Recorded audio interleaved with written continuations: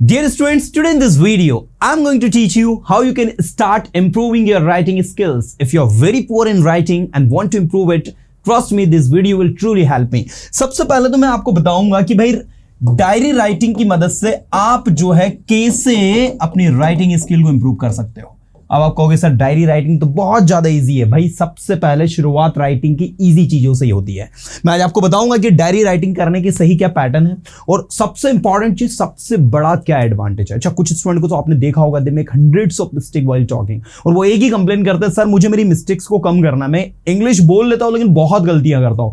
आपको बताना चाहूंगा डायरी राइटिंग की मदद से आप चाहो तो बहुत सारी मिस्टेक को कम कर सकते हो। अभी बताने वाला हूं कैसे। देखिए सबसे पहले तो है ना, आप लोग समझो कि डायरी राइटिंग होता क्या है। ये एग्जाम्स में कॉमनली क्वेश्चंस पूछा भी जाता है बच्चों को, तो मैं पहले एग्जाम ओरिएंटेड आपको बता देता हूं कि अगर आपको एग्जाम्स में डायरी राइटिंग करने को आता है तो आपको कैसे करना है।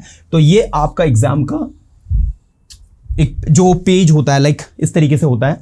इसमें आपको सबसे पहले शुरू में ना यहां पर जो है डेट मेंशन करनी होती है। ठीक है, तो आप डेट मेंशन कर देंगे, टाइम मेंशन कर देंगे, है ना। तो आज जैसे मान लीजिए 23 फेब है तो आप लिख देंगे यहां पर 23 फेब 2023। ओके, ये आपने डेट मेंशन कर दी। टाइम मेंशन करना तो टाइम भी मेंशन कर दो। मान लीजिए अभी, और जनरली डायरी राइटिंग जो होता है ना रात में किया जाता है, इसलिए कोशिश करें कि आप शाम का टाइम मेंशन करें। जैसे मान लीजिए आप रात में 10 बजे डायरी राइटिंग कर रहे हैं तो आप लिखेंगे 10 PM। अब यहां पर आप लिखेंगे डियर डायरी। ठीक है, तो ये स्कूल्स के अकॉर्डिंग अगर आप इस तरीके से लिख रहे हो, तो आप अगर अपनी खुद की डायरी लिख रहे हो ना, तो आपको आगे इधर अभी बताऊंगा मैं कि फिर कोई पैटर्न फॉलो नहीं करने का, सिंपली लिखने का बताऊंगा मैं कैसे लिखना है। अभी पहले एग्जाम से ओरिएंटेड लिख लो। तो भाई ये आपने इतना मेंशन कर दिया, अब आपको यहां से लिखना स्टार्ट करना है। Today it was a memorable. अब देखो, अब यहां पर ये जो डायरी राइटिंग में आप यूज करोगे ना टेंस, याद रखिएगा आपको सिंपल पास्ट टेंस यूज करना है। ठीक है, आपको कौन सा टेंस यूज करना है? सिंपल पास्ट टेंस यूज करना है। ये दो स्ट्रक्चर्स जो है, इन दो स्ट्रक्चर्स का यूज करके आपको पूरा का पूरा कॉन्वर्सेशन, पूरा का पूरा स्टेटमेंट जो है देने हैं। अब आप कहोगे सर सिंपल पास्ट टेंस ही क्यों?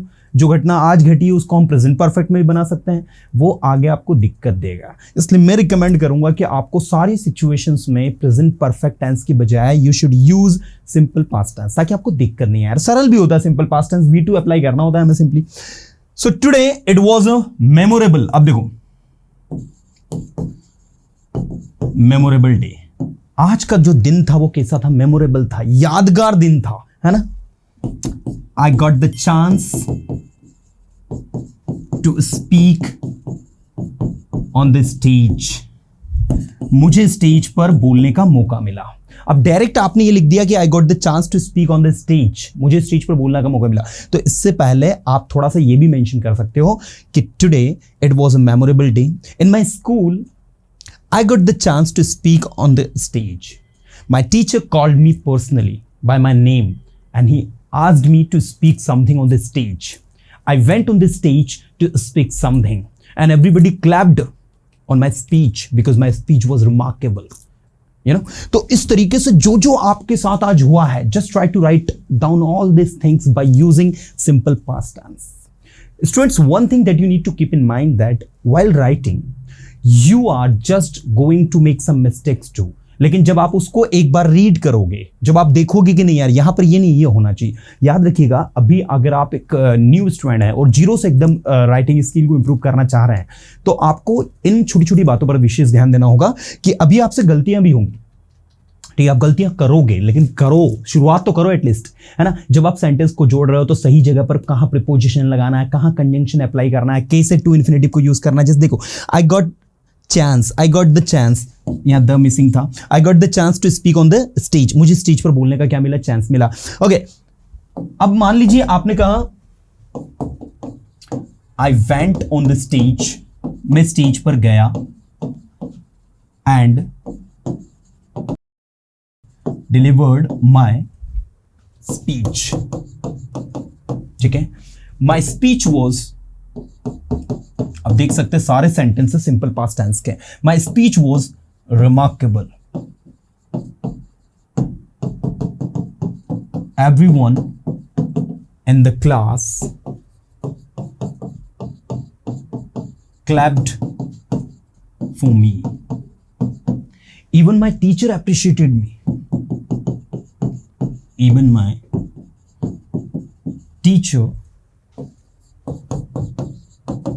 appreciated me. ओके तो आप देखो इन सारे के सारे सिचुएशन में आप कर क्या रहे हो एग्जैक्टली आप जो है सिंपल पास्ट टेंस का यूज करके जो घटना आपके साथ घटी उसको सिंपली एक्सप्रेस कर रहे हो। अभी आप लोगों को यहां पर मैं बताना चाहूंगा कि देखो मैंने क्या किया, मैंने कुछ नहीं, कोई बहुत स्टैंडर्ड भाषा यूज नहीं करी, बहुत ही सिंपल और साधारण सी भाषा का उपयोग करके मैंने सारे कंटेंट को समझाने की कोशिश करी। मैं चाहता हूं कि आप लोग सबसे पहले तो ना सरल सरल भाषा में लिखे। जनरली स्टूडेंट का माइंडसेट क्या होता है कि मुझे जैसा बुक में लिखा होता है ना वैसा लिखना सीखना है।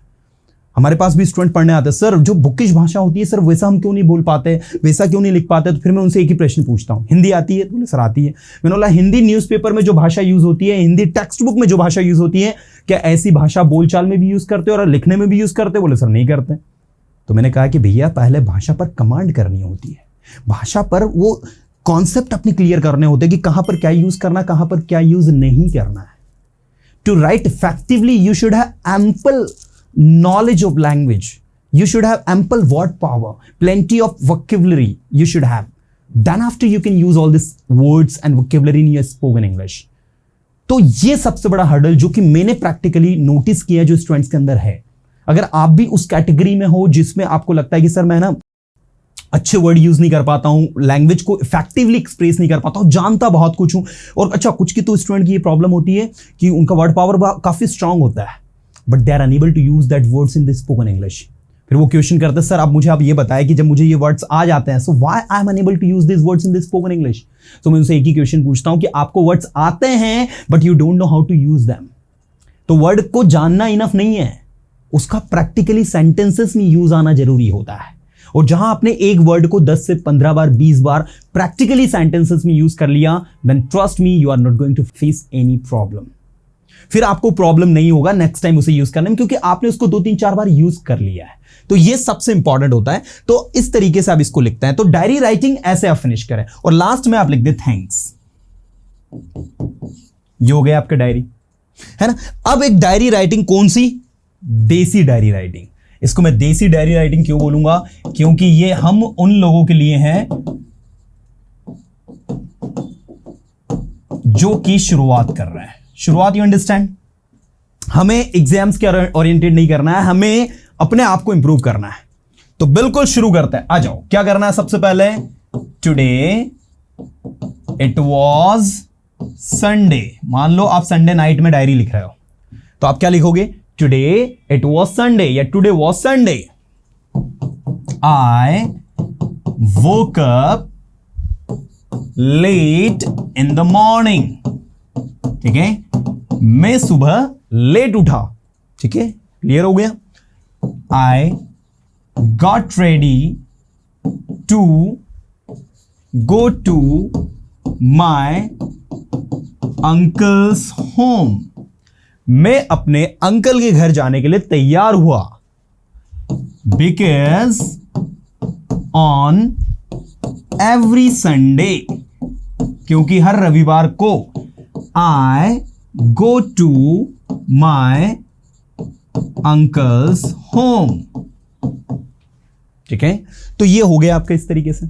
आगे आपने लिखा I meet my cousins and friends there। मैं वहां अपने दोस्तों और कजिन से मिला, चचेरे मेरे भाई बहन से मिला।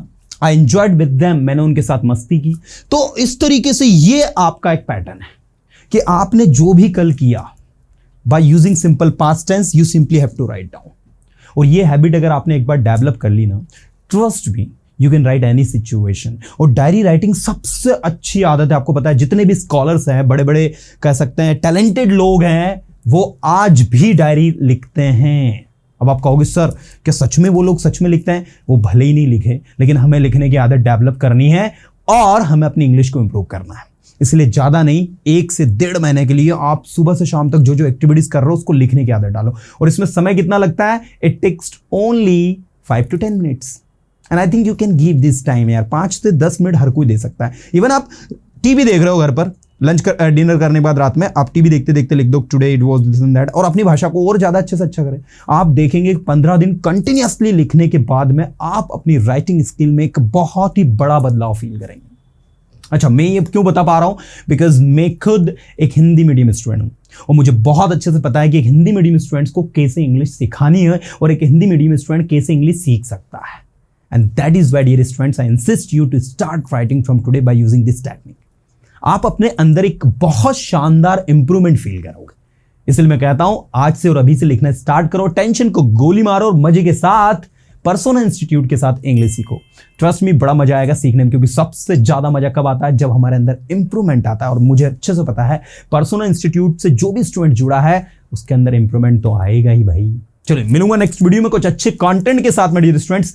Till then tata bye, good day to all.